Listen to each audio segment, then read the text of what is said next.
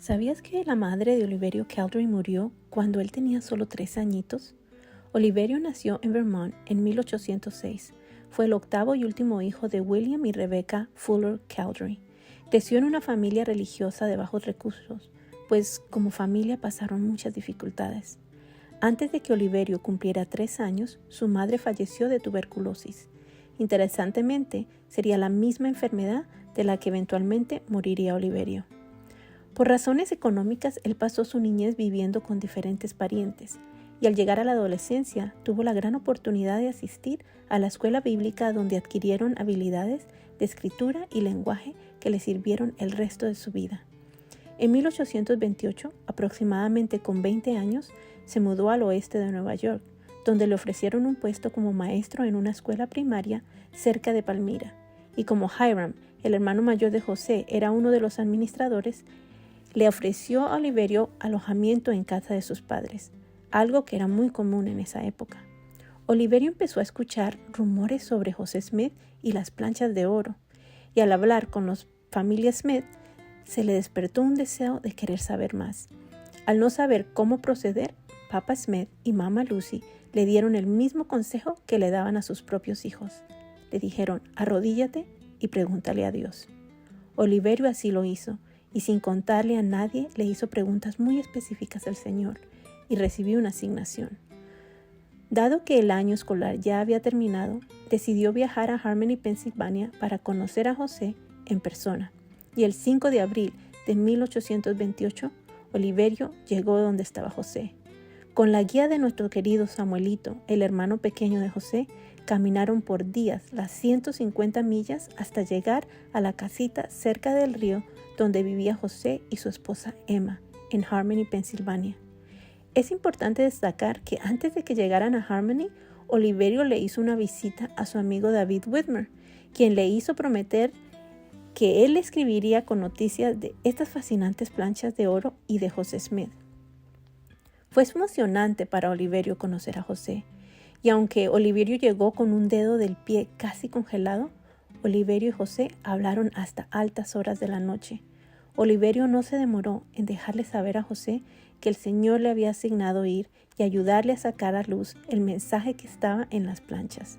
A su vez, José también le dejó saber que él había estado orando mucho para poder recibir un nuevo escriba. Al otro día, abril 6, José, Oliverio y Samuel salieron a hacer el último pago de la casita que José estaba comprando de su suegro Isaac Hale.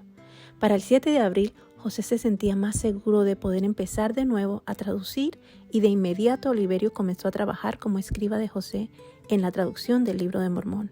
Y por puño y letra de Oliverio se escribe la mayoría del Libro de Mormón, aunque después Oliverio hizo una segunda copia a mano de todo el libro para entregar en la imprenta. José y Oliverio llegaron a ser muy buenos amigos y por los siguientes 7 años serán como compañeros de misión, 2 jovencitos llenos del Espíritu. De su participación en estos eventos milagrosos, Cowdery escribió más tarde: estos fueron días inolvidables. Estar sentado oyendo el son de una voz dictada por una inspiración del cielo despertó lo más profunda gratitud en este pecho. En esos 7 años, Oliverio Cowdery recibirá la autoridad del sacerdocio al lado de José. Será uno de los 3 testigos de la veracidad de las planchas. Ayudará a supervisar la publicación del Libro de Mormón y será uno de los miembros fundadores de la iglesia el 6 de abril de 1830. Cowdery se casa con Elizabeth Whitmer, la hermana de David Whitmer. La pareja tuvo 6 hijos, pero 5 murieron en la infancia. Solo una hija, María Luisa, vivió más allá de la infancia. En 1830, Oliverio conducirá un grupo de 4 misioneros a los indios americanos. Pasarán por Ohio, donde su predicación llevará a una oleada de conversos que ayudarán a establecer Kirtland como el centro de la iglesia. Durante su tiempo como segundo presidente de la iglesia, Oliverio, con José Smith y Sidney Rigdon, abrirán las puertas del templo de Kirtland en 1836 y darán la bienvenida a la sesión dedicatoria. Oliverio Cowdery, al lado de José, serán testigos de la participación de Jesucristo en el templo una semana después de la dedicación. Pero tristemente, solo un año después, empezarán los problemas económicos en Kirtland, incluyendo la quiebra del Banco de la Sociedad de la Seguridad de Kirtland. Esto dará un fuerte golpe a las finanzas de Oliverio Cowdery, y él preferirá ayudar a su propia empresa en lugar de continuar consagrando su propiedad a la iglesia. Cowdery desafió aún más a los líderes de la iglesia, acusándolos de mala administración y difundiendo rumores de que José Smith había cometido adulterio. En 1838, José pidió al Alto Consejo que investigaran las acusaciones de Cowdery. El consejo finalmente se reunió y consideraron varios cargos contra Cowdery. Tristemente, la mayoría votó por excomulgar a Cowdery. Por inspiración, Hiram reemplazó a Cowdery como presidente asistente de la iglesia. Oliverio pasó los siguientes años estudiando y practicando la abogacía en Kirtland y finalmente fue admitido en el Colegio de Abogados de Ohio. Se graduó y ejerció la abogacía durante los siguientes 7 años.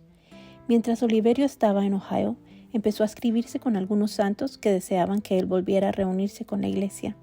El hermano de Brigham Young, Phoebus Young, visitó a Cowdery y se dio cuenta de que su corazón todavía estaba con sus viejos amigos. José, al escuchar esto y otros informes, alentó al quórum de los 12 para que lo invitaran a Cowdery a volver a la iglesia.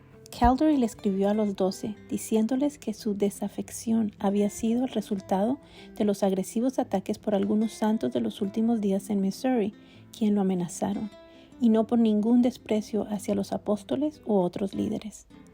Durante este tiempo parecía que Cowdery quería regresar a unirse a los santos en Nauvoo, pues José Smith recibió y leyó una carta de Cowdery solo horas antes de ser asesinado en la cárcel de Carthage.